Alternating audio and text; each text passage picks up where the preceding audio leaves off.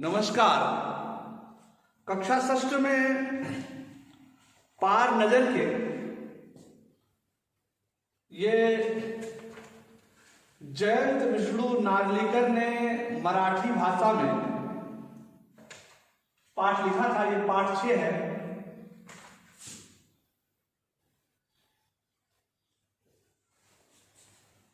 इसका अधीति कार्य आदर्शवाचन, कठिन शब्दों का सरलीकरण, व्याख्या सब हो चुका है। प्रश्नोत्तर पर मैं चर्चा कर रहा हूं। अब ये कहानी से प्रश्न अभ्यास, कहानी से तो प्रश्न लिखिए पूरा और उनका उत्तर कैसे लिखा जाएगा ये मैं बता रहा हूं। प्रश्न 1 है, आपने लिखा उत्तर। छोटू का परिवार कहां रहता था। मैं उत्तर नहीं लिखूंगा लेकिन आपको लिखने का ढंग बता रहा हूं। तो छोटू का परिवार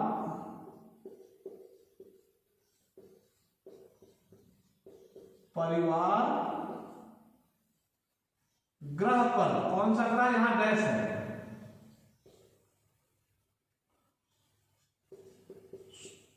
कहां रहता था, भीतर।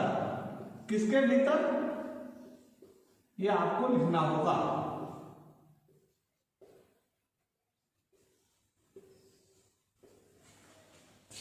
अब एक प्रश्न हो गया तो उसके बाद ऐसे अंडरलाइन कर दीजिए। दूसरा प्रश्न है, छोटू को सुरंग में जाने की इजाजत क्यों नहीं थी। प्रश्न 2। छोटे प्रश्नों को जरूर लिखिए उत्तर। अब कैसे लिखोगे उत्तर। छोटू को सुरंग में जाने की इजाजत इसलिए नहीं थी क्योंकि, तो छोटू को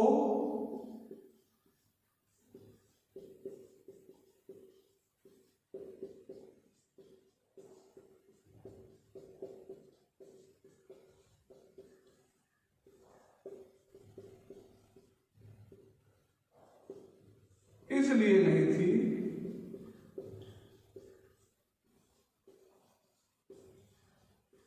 क्योंकि, नंबर 1, छोटू अभी छोटा था और वहां पर चुनिंदा प्रशिक्षित लोग ही जा सकते थे। तो छोटू क्या था, छोटा था। दूसरा, वहां चुनिंदा लोग ही जा सकते थे। ठीक है। प्रश्न 3।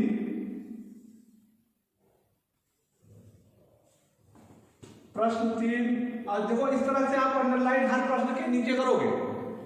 प्रश्न 3 है, कंट्रोल रूम में जाकर छोटू ने क्या देखा, वहां उसने क्या किया। तो प्रश्न 3 उत्तर,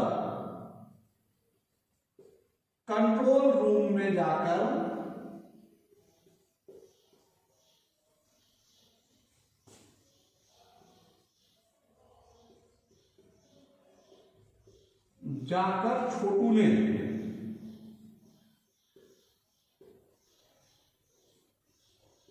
छोटू ने क्या देखा, कंसोल पैनल देखा जिस पर कई बटनें थी।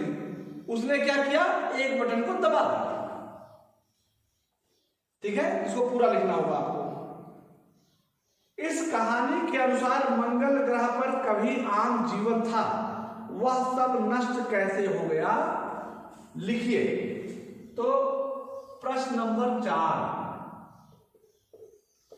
उत्तर। प्रश्न, इस कहानी लिखना पड़ेगा। इस कहानी के आधार पर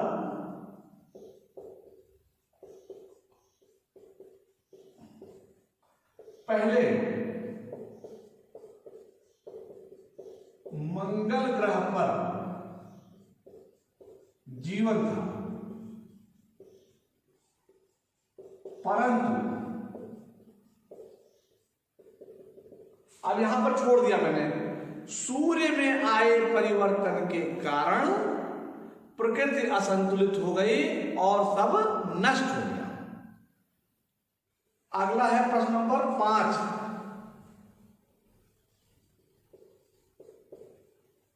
उत्तर प्रश्न 5 है कि कहानी में अंतरिक्ष यान को किसने भेजा था और क्यों। तो कहानी में अंतरिक्ष यान को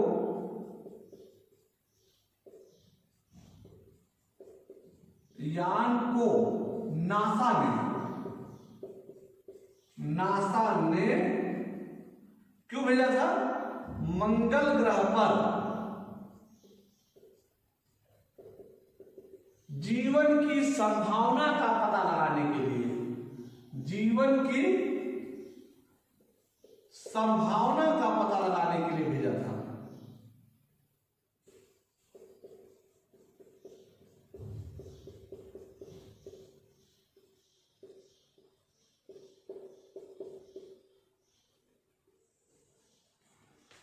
ठीक है।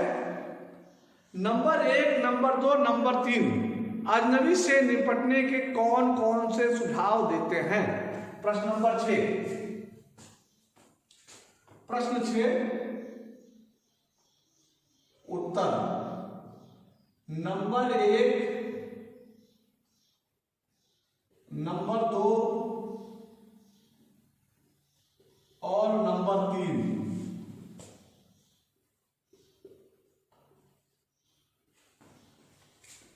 नंबर 1, 2 और नंबर 3 अजनबी से निपटने के लिए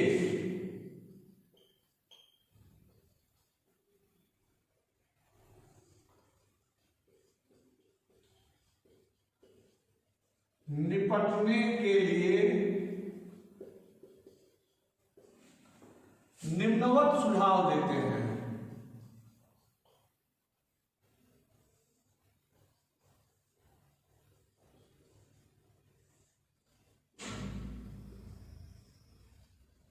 तो निम्नवत सुझाव देते हैं हमें।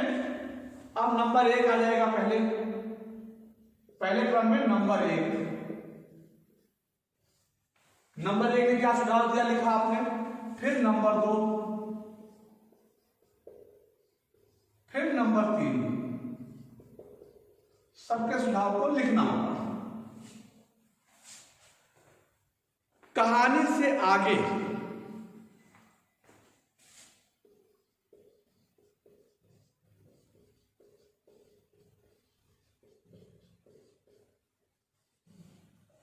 अब कहानी से आगे में कह रहे हैं Dilip M Salvi, Jayant Vishnu Narlikar, Isaac Asimov, Arthur Clark.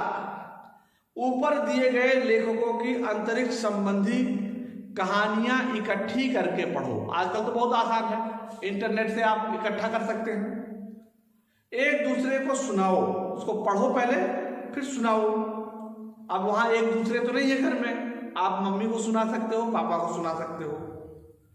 इन कहानियों में कल्पना क्या है, सच क्या है, इसे समझने का प्रयास करो। कुछ ऐसी कहानियां छांट कर निकालो जो आगे चल करके सच साबित हुई हो, ऐसी भी कहानी ढूंढिए। पाठ में अंतरिक्ष यान अजनबी बनकर आता है। अजनबी शब्द पर सोचो। अजनबी मतलब जिसे हम न जानते हो, अपरिचित। इंसान भी कई बार अजनबी माना जाता है और कोई जगह या शहर है। क्या तुम्हारी मुलाकात ऐसे किसी अजनबी से हुई है? नए स्कूल का पहला अनुभव कैसा था? क्या उसे भी अजनबी कहोगे?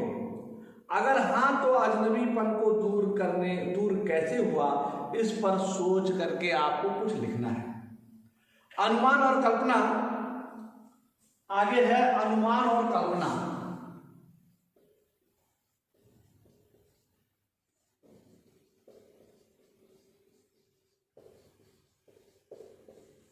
अनुमान और कल्पना में प्रश्न नंबर 1 है, यह कहानी जमीन के अंदर की जिंदगी का पता देती है। जमीन के ऊपर मंगल ग्रह पर सब कुछ कैसा होगा, इसकी कल्पना करनी है, आपको खुद लिखना है। मान लो कि तुम छोटू हो और यह कहानी किसी को सुना रहे हो, तो कैसे सुनाओगे? सोचो, मैं की शैली में यह कहानी सुनाओ। तो ये कहो कि देखिए, मैं वहां पर अपने पापा की जगह पर आ जाऊं और अपने बच्चे को कल्पना करके सुनाओ कि मेरा बेटा, अब यहाँ छोटू नहीं कोई और नाम ले लो, तो वह सुरंग में जा रहा था, मैंने उसको सुनाया, मैंने उसको समझाया। इस प्रकार से आप मैं करके लिखो। अब ये देखिए, वार्तालाप शब्द वार्ता और आलाप के योग से बना है। भाषा की बात,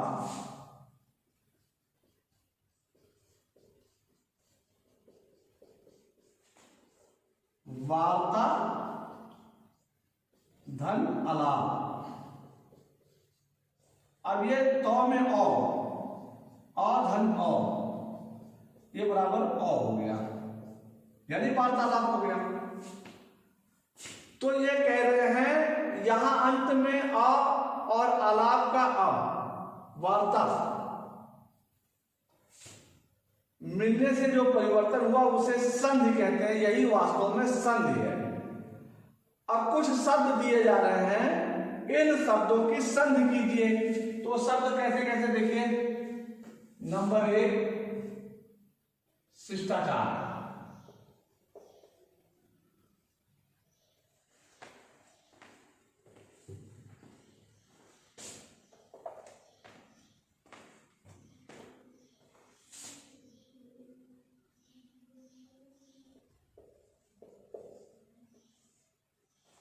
इसको कैसे करेंगे आप।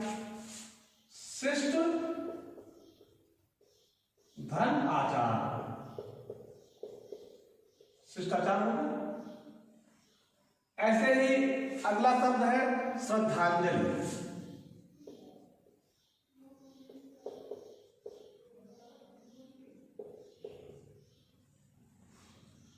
तो श्रद्धांजलि में क्या करोगे, श्रद्धा धन अंजलि।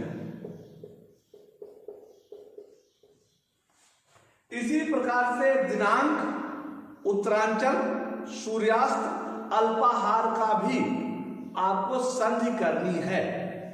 ऐसे ये कार्ड उठाते ही दरवाजा बंद हुआ, या बात हम ऐसे भी कह सकते हैं जैसे ही कार्ड उठाया दरवाजा बंद हुआ।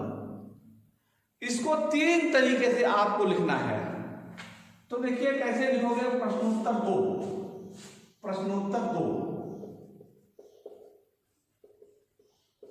कार्ड उठाते ही दरवाजा बंद हुआ, जैसे ही कार्ड उठाया दरवाजा बंद हुआ। आप लिख सकते हो अलग तरीके, जब कार्ड उठाया तब दरवाजा बंद हुआ।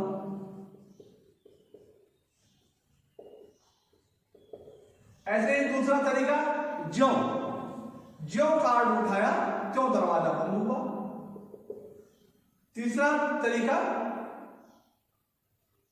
कार्ड उठाने पर दरवाजा बंद हुआ, कार्ड उठाने पर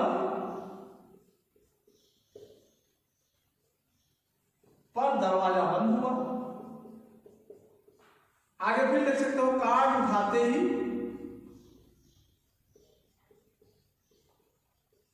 दरवाजा बंद हुआ। ये 4 प्रकार से इसको लिख दिया। इसी तरह से छोटू ने चारों तरफ नजर दौड़ाई, छोटू ने चारों तरफ देखा। उपर्युक्त वाक्य में समानता होते हुए भी अंतर है। मुहावरे वाक्यों को विशिष्ट अर्थ देते हैं। ऐसा ही मुहावरा पहली पंक्ति में दिखाई देता है। नीचे दिए गए वाक्यांशों में नजर के साथ अलग अलग क्रियाओं का प्रयोग हुआ है जिनमें मुहावरे बने हैं। नजर पड़ना, नजर पड़ना मुहावरा है, इसका मतलब वो दिखाई पड़ना। नजर रखना, नजर रखना भी मुहावरा है। तो नजर रखना का क्या मतलब हुआ, ध्यान रखना।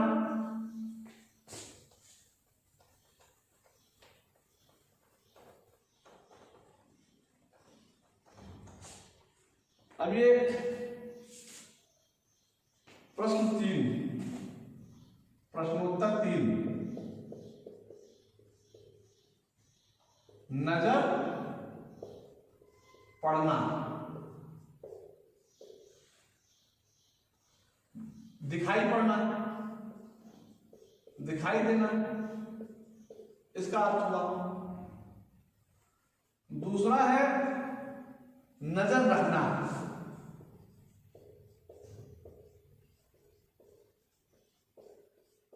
ध्यान देना,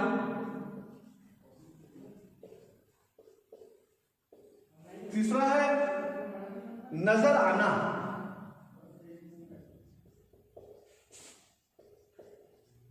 दिख जाना, चौथा है नजरें नीची करना,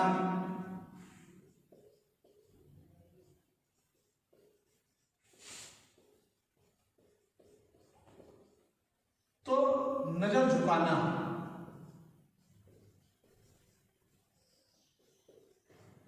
ये इनके अर्थ हैं। नीचे एक ही शब्द के दो रूप दिए गए हैं, एक संज्ञा है, दूसरा विशेषण है। वाक्य बनाकर समझो, बताओ कि इसमें कौन सी संज्ञा है और कौन सा विशेषण है। तो आकर्षण और आकर्षक, प्रभाव प्रभावशाली, प्रेरणा प्रेरक। तो आकर्षक व्यक्तित्व होता है इसलिए यह संज्ञा होगा, प्रभावशाली व्यक्तित्व होता है इसलिए यह संज्ञा होगा, प्रेरक प्रेरणा जो है संज्ञा है, प्रतिभा संज्ञा है, प्रतिभाशाली विशेषण है। तो इस प्रकार से आज का यह पाठ पूरा हुआ। आज के लिए इतना ही। सभी प्रश्नों के उत्तर आपको करने होंगे। आज के लिए इतना ही। आगे के लिए धन्यवाद।